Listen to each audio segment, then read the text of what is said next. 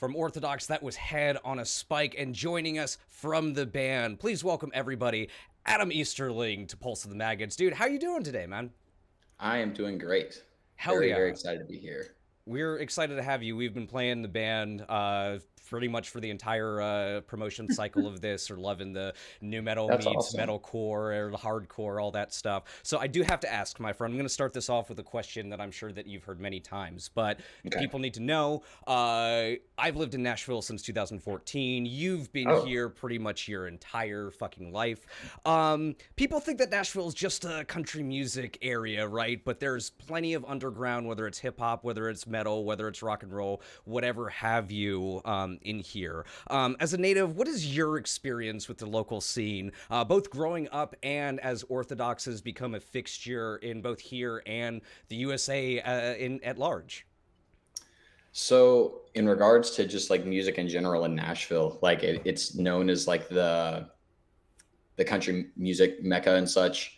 Um, I've been pretty heavily involved in all that kind of stuff since I was a kid, just because my parents are actually in the country music industry. Like that's Mm, how they met and all that kind of stuff. mm. However, in regards to like the underground things you're speaking on, like it is Music City. So even though it's mainly known for country music, like the actual best musicians of every instrument spend a lot of time here. Yeah. And it's amazing and intimidating. I mean, it's also just, it's funny because, you have bands coming out of Nashville like Orthodox or our buddies in Chamber who are amazing. And, all the instrumentalists in our bands are really fantastic. And then there's bands from Nashville that people literally don't, if you aren't in Nashville, you don't even get a chance to see them because they only just play around here and they blow out of the water most bands I've toured with, just from the level of musicianship that is just naturally circulating in this city. Yeah, I remember when I first moved here. I've always been like a hobbyist musician, right? But like love playing in bands when I can. And when I first got here, Mhm. I was like, maybe we'll find some people to do that. And then I was like looking around, it's like, oh fuck, everybody's way better than me and like super serious and like actually wants to like take their stuff rather than have fun. Yeah, and it's crazy because like without knowing it, like the barista, the server, or the guy changing your tires probably plays the mandolin better than you could ever hear something, you know? Yeah. Yeah. I work at a restaurant part time here. It's just like an Italian restaurant. It's called Pastaria. Mm. And I mean, I don't look like a metal singer at all. So like anytime that I bring up the fact they're like, oh, what do you do outside here? I'm like, oh, I'm in a touring metal band. They're like, excuse me? I'm like, yeah, that's Yeah. exactly. Yeah, exactly. Corey, please jump in here with a question before we start getting on and talking about the album and whatnot. Oh, because see, my first question was talking about the album. So if you have another off-topic question, you may want to get that one in before we dive in. Now it all worked together. I do this on purpose, Corey. You do this to me on purpose. All right, well, fine. I'm diving into the album because we were talking a little bit about it in the green room and then stopped because we were going to like just blow one of our interview questions. The composition on this album is very, very full. You guys skimp on absolutely nothing. I commented on the bass in the green room because it is dense. There is a lot of denseness of this in this album, and I want everybody to hear a bit about the recording process and what you guys did to create that very, very full sound. So first, before I can say anything at all, I have to tip my hat to our producer, Randy LaBeouf. The dude's a genius. Literally everything. We went to him with a lot of songs that had a start and an end, even though they weren't like the permanent pieces, essentially. And Randy would sit in there for like the first week. He would take like 4 hours a day and just sit with two or three songs and go in and figure out every little possible option we could do for any song, and ended up making every song compositionally in terms of just the structure itself all just much better. And then from there, we are very Orthodox is very lucky to have a guitarist like Austin Evans, to where he went in and crushed the parts so quickly that he was able to record 6 guitar tracks for every song. Fuck yeah. So it's just, if it sounds like a wall of sound, it's because you're hearing 6 guitars. So that's including not only your two bass tracks. You've got, or when I say bass, I mean BASE, as well as your two, rhythm or what have you. And then you have some of them would be like, oh, we're going to do 2 tracks with the octave lower, or we're going to do it with an effect, or so on and so forth. And they sat in there and they crushed those out so incredibly fast. It was kind of funny where we still had like a week and a half or 2 weeks left. And Austin came, I was like, yeah, I'm done. I was like, fuck you, dude. That sucks. Like, what are we supposed to do now? Like, how did you do that? Yeah, at first you're like, wait, no, you're gonna have to do it again, because if you're done now, obviously something is wrong, right? You weren't doing everything right. I mean, it was so unbelievably fast. And none of us were surprised. He's so good at what he does, it literally just frustrates us. We're like, because he's just on a different level of things, like a savant type level of things. All the while he's playing his guitar wrong, like literally upside down. So What do you mean? Like he's playing a left-handed guitar, but as a right-handed player? He's playing a right-handed guitar flipped this way. So his actual, what's known as the top string is actually on the top. Oh shit. Isn't that how Hendrix used to play? Mm-hmm. Fuck yeah. Yeah. Well, there you go, bringing it back. And quad tracking is so 2010s, everybody. You heard it here first. Yeah. That was our goal, was to make that obsolete. So done. Yeah. One of the things I wanted to know, talking about this album and everything like that, is Let It Take Its Course was a very raw and vulnerable album, right? Like, you weren't shy about talking about, you guys are known as and are proudly say that you're a straight edge band, and the album was getting into your experiences with people in your life, dealing with addiction and all sorts of other issues and stuff like that. For Learning to Dissolve, how did you try to tackle the album, both musically and lyrically, after doing what you did and being so vulnerable with Let It Take Its Course? So Let It Take Its Course is really like, you can't, our first, so I'll go back one more to make this all make sense. So our first record that we came out with was called Sounds of Loss. One of the more popular I guess actually on that record, one of the more popular pieces of that song or of that record is that it has a lot of thematically repetitive things to kind of draw together the entire concept, because it doesn't necessarily tell a like congruent story, but everything is related to the topic of anticipated grief, bereavement, all that kind of stuff. And so there are riffs that come back into play, there are lyrics that repeat, all to kind of draw you into this one cohesive idea as you listen through the whole thing. And on the second record, I more deliberately was like, okay, in the song Panic from Sounds of Loss, I say remorse, let it take its course. And that was one of the lines that's always caught on really hard with our live show. And so that's kind of where the title of the record came from. And that's where we kind of stemmed, was the idea was, let's take already familiar things and then put them in a new light and try to like put them out in an unfamiliar way. So that's kind of where all of that came from. And so in that, once we started writing this third record, I was like, I don't want to just continue trying to use the same thing in a new way. So I pretty deliberately was like, we're not going to do anything. There's one line on the entire record that has been used before. And it's just because I've used it on every single release Orthodox ever had, dating back to 2013. But aside from that, there's not anything of that nature in regards to really thematically. There's a few things that are similar just because life is always dark, but the actual process, or not the process, the actual like theme of this record is more so growing up and realizing that everything you grew up loving, or so much of what you grew up loving, and so much of the things you were so like morally tight to, or like, you know, the politics you believed in when you were younger, or all these different things that you look up to, you get older and you start to see behind the curtain of what things actually are and how they actually are. And it's pretty, like I said, just now it becomes pretty dark. And that's kind of where Learning to Dissolve takes place, is learning to live with those realizations and continuing to push on. Yeah, and you can hear that in the music itself. Now, did you find that a massive challenge to really like step outside of what you were doing before and kind of venture into this area that you really hadn't explored before? At first, yes, mainly because we didn't start writing this until late 2020, if not like early 2021. And in that, like over the pandemic, I was one of the people who was like, oh, I guess I'm never going to get to play a breakdown again. We're never going to get to play a show again. This is just how this is going to go. So I ended up, I started working in property management and real estate stuff, and just completely shifted, trying to shift my brain from right-sided to left-sided. And in that, I hadn't really written anything over the pandemic. As counterproductive as that sounds, given that I had all the time in the world, I just personally was like, I don't want to put all this effort into something that may be for nothing. And we were already, because the Let It Take Its Course came out like a month before that, before the world shut down, it was like a huge bummer because we had our whole year planned out. Yeah, you and guys were in the middle of a tour, right? Yeah. And so in that, it was harder to write because I had to basically like snap out of it a little bit and be like, hey, we're going to like a legitimate studio. We're going to go spend a month in Belleville, New Jersey. Like, if I'm not coming to deliver, then I've just may as well not show up. So I really like buckled down and forced myself to just sit in front of my screen for hours until I finally got some stuff flowing. And then 3 or 4 songs in, I started to realize the continual theme was more so like the realizations and I guess the epiphantic year that I'd been having before.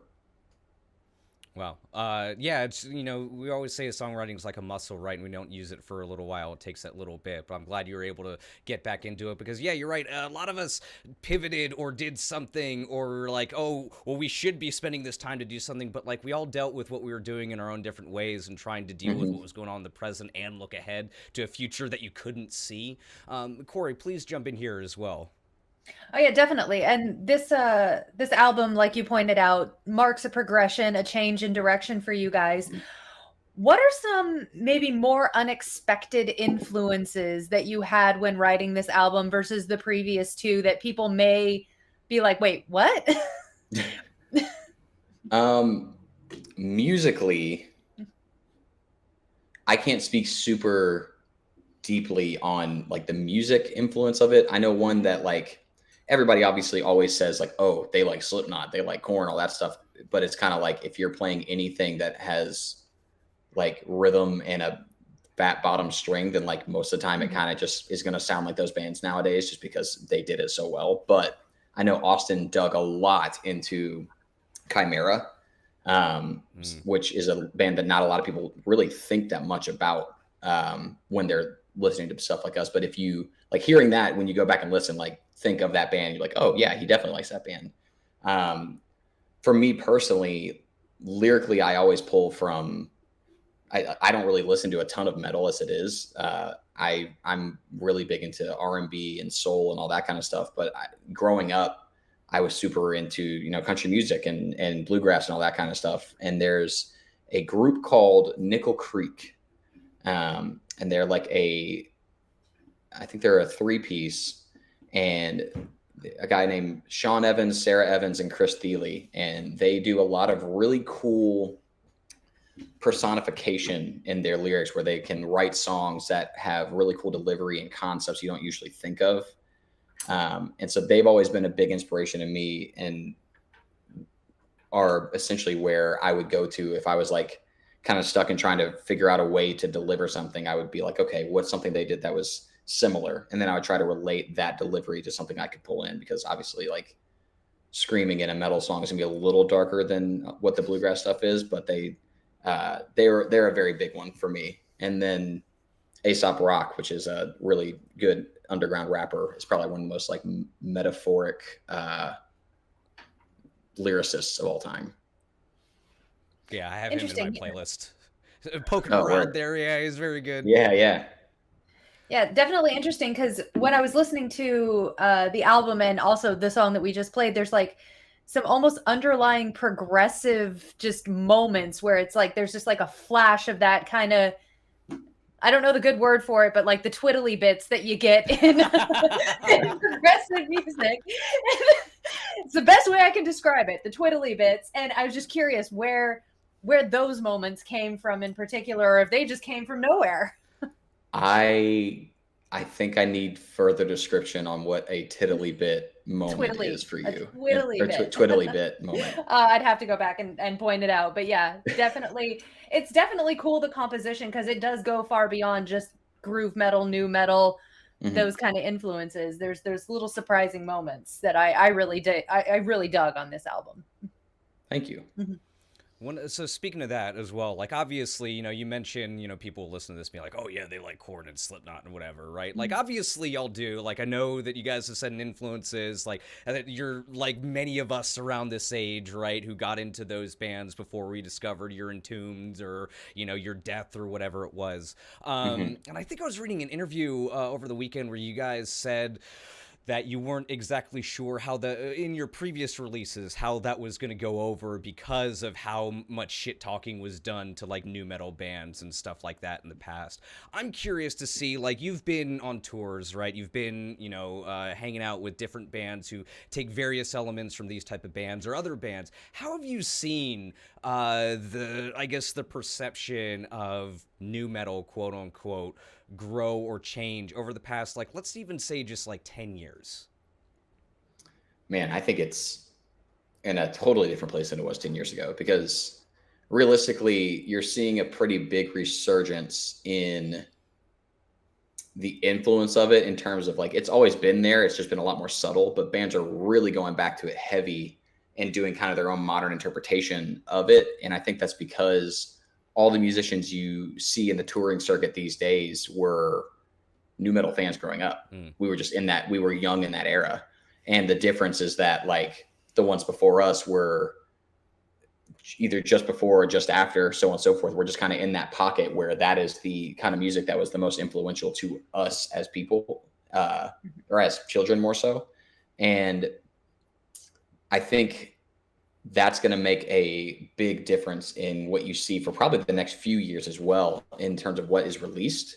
I also think that metal and aggressive music as a whole are really starting to become a lot more socially acceptable. Because I mean, everything comes in cycles. So if you look at, I was just watching the Woodstock train wreck documentary thing last night, and I'm like, Korn played to 250,000 people at one point. They were the biggest band of Woodstock 99. Like that's the reality of what happened, 23 years ago. And so it shows that there is potential there for that to be a legitimate thing, that there is. And that's also not talking about like Twisted Transistor Korn. That's talking about like fucking Korn. Like that's like, that is. And so in that, you look at the modern day touches of it in pop culture. Like the moment Billie Eilish was wearing trip pants, I was like, uh-oh, that's a good sign. Yeah. Like that's, things like that come back around subtly. Metallica being a huge feature on Stranger Things, huge. That's massive. And so little things like that lead to a lot of, I mean, even the Woodstock documentary, the amount of people that are going to get turned on to Korn because of just the shot of everybody going nuts is going to be huge. And so who knows who likes that enough to go to their related artist and the next related artist until they start getting down to the smaller bands. And that in and of itself is going to make it grow substantially. Not to mention you have things like Knocked Loose being out on tour with Suicide Boys and like Maxo Cream right now. And then Turnstile is on Jimmy Fallon. Like heavy music as a whole is about to become a lot more accessible and acceptable. And I think new metal is some of the most standout of the genre of heavy music. And I think that'll be what catches on a lot. Yeah, and I hope so. Like you said, everything is cyclical, right? There's a satanic panic going on nowadays too. It's back, like crazy shit. And because I haven't watched that specific Woodstock documentary, but I've seen the one on HBO. And the amount of times between like when I was a 15-year-old and now that I've watched the specific Woodstock 99 play of Blind, exactly what you were talking about. It's like, what the fuck? And I've seen Korn 3 times in the past year at different festivals, and you're like, people talk so much shit about them, but you're like, okay, no, seriously, every single song in their live set is a banger, and people just forget about it or they don't want to hear it. I don't know. Yeah. I think, you should watch this one because I watched the HBO one as well. The Netflix one is a little more in depth in the fact that they have a lot more interviews with the actual staff. So it's not just people that were there or looking in, it's like actual like firsthand accounts of what the hell happened. So that's really cool. But exactly as you're saying, like, it just shows how much of a cultural impact there was from this music that's now still kind of like underground, even though it's playing arenas. Like, I don't know. It's a really weird gray area, but Yeah, I mean, the fact that Metallica can like have this resurgence when they're the biggest band in our genre, and people are like, "Oh shit, we're finding out Metallica for the first time." Like that goes to show you where it's at, you know? yeah, like that band played the MTV Awards with Lady Gaga, and you're just now finding out who they are. Yeah. I don't. Crazy. Well, young Yeah. kids are being bored all the time, so Yeah, we'll right. give them the benefit of the doubt. Corey, do you have any more questions? Or are you waiting on the questions still? I have one, and then I have the question. Go ahead So, and do it. We're my going off first topic. question. It's crazy. Like, look at us. Okay. Always. Oh, we're always off topic. And when you brought up trip pants, I was like, oh, my inner middle school hot topic kid just wants to go and dust off my old trip pants and Yep. squeeze my 33-year-old body into them, because I actually think they might still fit. Because anyway, um, so you guys have your release tour coming up, the 4 shows, and then you've got another tour coming up this fall. What songs are you most excited about performing live from this album? Ooh. So one thing that I do whenever we're getting close to release is I start like imagining, mainly like our Nashville shows are like the Nashville hardcore scene is amazing because it is very, very, very violent, but it's not like negative violent. It's literally like everyone's beating each other up and everyone's laughing about it. And so I always just end up picturing my friends just basically fighting in front of me. And there's multiple parts, but the song I'm most excited about playing is actually unreleased at this point, and it is track 1 of the record. And it's called Feel It Linger. And it's kind of crazy to me that we're going from being a band where like we've never had that many long songs, and then track 1 of this record is like 4.5 minutes. But the whole premise of that song, like even when we were in the pre-production phases, it was literally its working title was NASCAR, just because it just never stops. Like from the moment it starts, it's just hammering you the entire time, and by the time it's done, you don't believe it's been almost 5 minutes. But specifically the end of that song, it's not even our heaviest part, but it's like the most reminiscent of like the breakdowns in the scene that I like came up loving. So watching or listening to it now, I'm like, man, if a band put this out nowadays that I wasn't in, I'd be losing my mind. And so that's a part that I'm really looking forward to. And then I'm also really looking forward to probably just hearing people getting knocked around during the beginning of Cave In before anything actually happens. Yeah. And lastly, and I don't know when we're going to play this song because it's kind of, I say sore thumb, but not in like a negative context. It's just like the one song that's in like a different key, and like it's a very different song on the record, but we'll play it eventually. It's called Digging Through Glass. And that one to me has like the coolest chorus this band has ever done. So I'm really hoping that one catches on because I think that'd be a really fun one to get to play out in front of people. Oh yeah, and Corey, let me butt in real quick while we're on this topic. Adam, just real quick, the album comes out on Friday. You talked about all these songs that you're ready to get out there and watch people just skulls split open in front of you. What do you want people, whether they're in Nashville, whether they're across the world, what do you want them to take away from this record that's about to be released? What I want to take away? Man, that's a hard question. Yeah, there's no right answer to it. Yeah. I don't know. If you're talking about what I hope they take away from our show, I hope it's a lot of our merch. But aside from that, a lot of bruises. Yeah, I guess from our record, it's a really hard thing for me to say in that regard because I don't have like a deliberate message that I'm trying to push on people that people aren't already experiencing. Like this is just my way of communicating what is essentially just the human condition.